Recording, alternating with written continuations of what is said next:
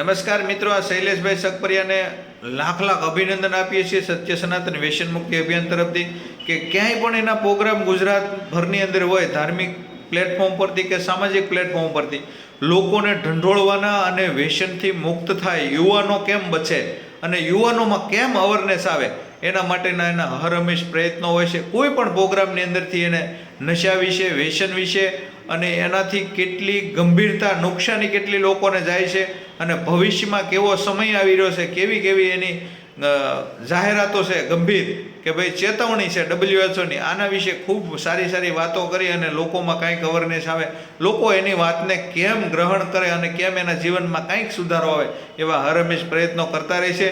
નહીંતર કેવું છે કે ભાઈ માયક હાથમાં આવી જાય એટલે લોકો ભૂંગળા ગજવે ફાડી નાખે એવું બધું ભાષણ કરે, પણ વ્યસન વિશે, નશા વિશે કોઈ બોલવા આ સમયમાં તૈયાર નથી. ત્યારે શૈલેષભાઈ સકપરિયાને આપણે લાખ લાખ અભિનંદન આપીએ છીએ કે ભાઈ તમે આ વ્યસન વિશે લોકોને જગાડો છો, લોકોને ઢંઢોળો છો અને એની ગંભીરતા તમે બતાવી રહ્યા છો કે આ વ્યસન કરવાથી આવનારા સમયમાં કેવી પરિસ્થિતિ નિર્માણ થવા જઈ રહી છે એના વિશે તમે જે લોકોને માર્ગદર્શન આપીને એમાં જે લોકોમાં અવેરનેસ લાવી રહ્યા છો તો તમને અમે અભિનંદન આપીએ છીએ. અને આ વિડીયોને દરેક લોકો સુધી શેર કરી અને તમારા મંતવ્યો કોમેન્ટના માધ્યમથી જણાવી અને આ શૈલેષભાઈ સકપરિયાની વાત દરેક યુવાનો સુધી પહોંચે, ગામ ગામ, શહેર શહેર, તાલુકા, જિલ્લા સુધી પહોંચે એટલી આ વાતને શેર કરી અને દરેક લોકો સુધી આ સંદેશો પહોંચાડજો.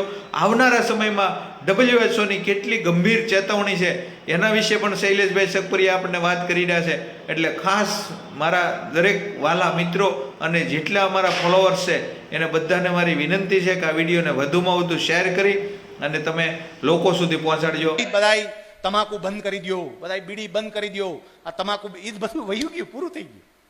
આ જનરેશન તો હવે નવા રવાડે ચડી છે.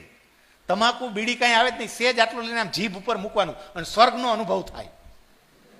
આ તમારા કચ્છના કાંઠેથી જ કેટલું પકડાય છે તમે જુઓ ને, 1000 કરોડ ને 1200 કરોડ ને.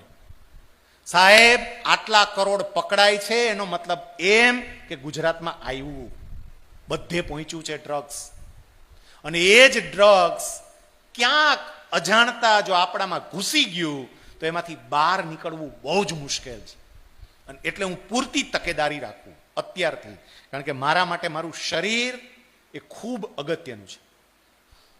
મિત્રો, એક વખત આ નશાને કારણે જો કંઈ તકલીફ પડી ને, બીજું ખબર નહીં તમારામાં તો ન જ હોઈ શકે, શક્ય જ નથી, પણ આપણા સૌરાષ્ટ્રમાં એક માવાનું વ્યસન પણ બહુ.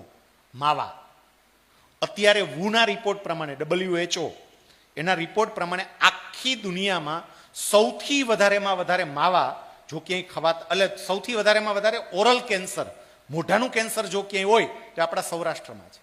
સૌથી વધારે સૌરાષ્ટ્ર અને કચ્છ, આ બધું અહીંયા સૌથી વધારે ઓરલ કેન્સર છે. હું ભારતની વાત નથી કરતો, આખી દુનિયામાં.